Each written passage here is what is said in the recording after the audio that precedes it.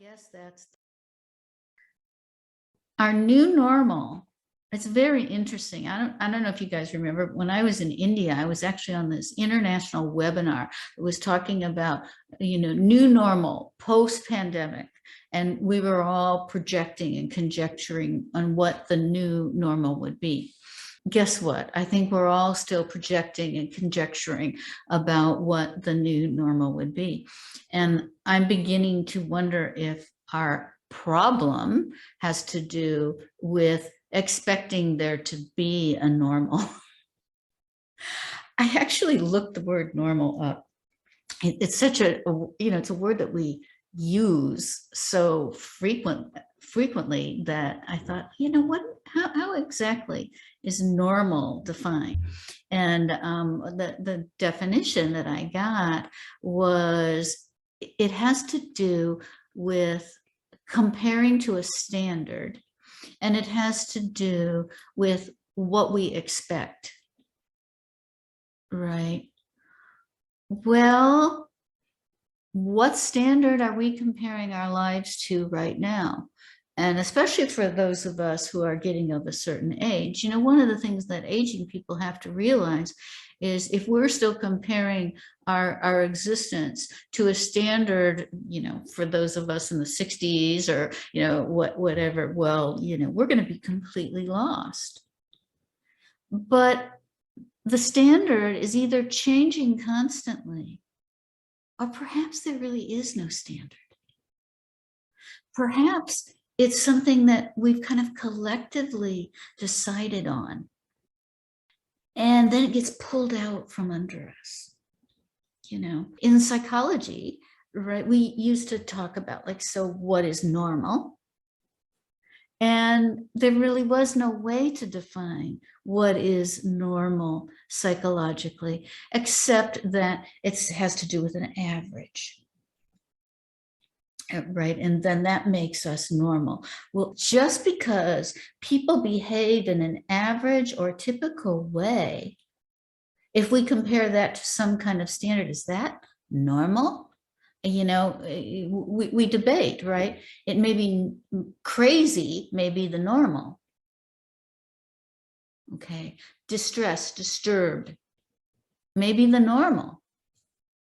Oh, that doesn't sound too nice. So then those of us who are older, or maybe not even those of us who are older, we want to think back to a better day, or a day when things were more predictable. Many of us, this was true when we were kids growing up in our families, that things were very predictable, but not everybody. For some people growing up in some families, nothing was ever predictable. School may have been predictable. Think about those people right now, those kids right now. School's not even predictable. Are we going to have class in person? Are we going to have class on Zoom? So normal has to do with predictability, expectations, and this thing we call a standard, a norm. So we set our minds on what is supposed to be normal. And, in a certain way, it's a set up for disappointment. And the truth is, that's how expectation works, right? Especially our expectations of others. We have certain expectations about how somebody should interact with us, or, how they should treat us, or how much they should love us. And we set ourselves up often to be disappointed. So, what's the solution?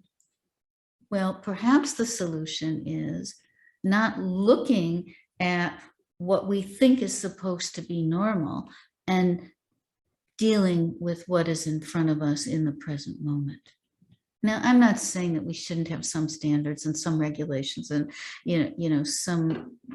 some bars that need to be set. But from a spiritual perspective, you see, there are these forces at work of and they're forces of the Divine Mother, of what is called Yoga Maya and what is called Mahamaya. Mahamaya is like the great Shakti, the benevolent mother, the creatrix who wants all to be well for all her children at all times. What she really wants is for us to recognize that we are she, that we are her, that she lives within us. And she's always rooting for us to have our awakenings and our wisening and our merging. But Yoga Maya, she's more like the trickster. And she's the one, this is like Maya, the goddess of illusion, right? She's the one that keeps us stuck in those gunas, you know, that we've talked a lot about, the rajas and the tamas, and even the sattva. And she's the one that doesn't want us kind of floating on the river of life. She's the one that pulls the current and wants to take us under. And she's always trapping us. She's trapping us into our attachments and our identities and our sense of, well, this is what's normal and this is how it should be. And by golly, if it's not, you know, then I'm mad at the world or I'm mad at the people all around me or whatever. But what she's doing is she's preventing us from this union with Mahamaya. She's keeping us from recognizing what we truly are and that we don't have to get caught up in the currents of life that are always changing and would suck us in, so to speak.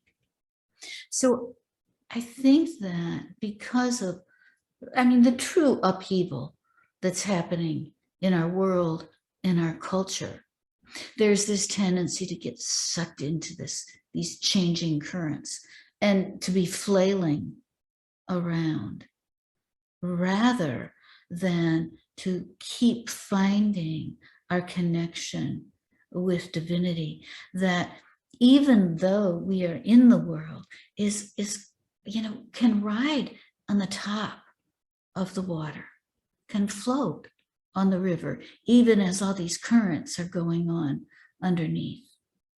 So I'm saying all this, and yet I think all of us can't help but to have our own sense of what should be normal and what we do expect. Because we're human and we're living in this world and we want some anchor points. And think for a moment about what normal means to you. What having your own normal life, your own normalcy means to you. And then think about the ways in which you have felt that get disrupted in the last couple of years. And maybe some of the ways in which it's gotten disrupted are actually turning out to be those gems for your 2022 treasure box.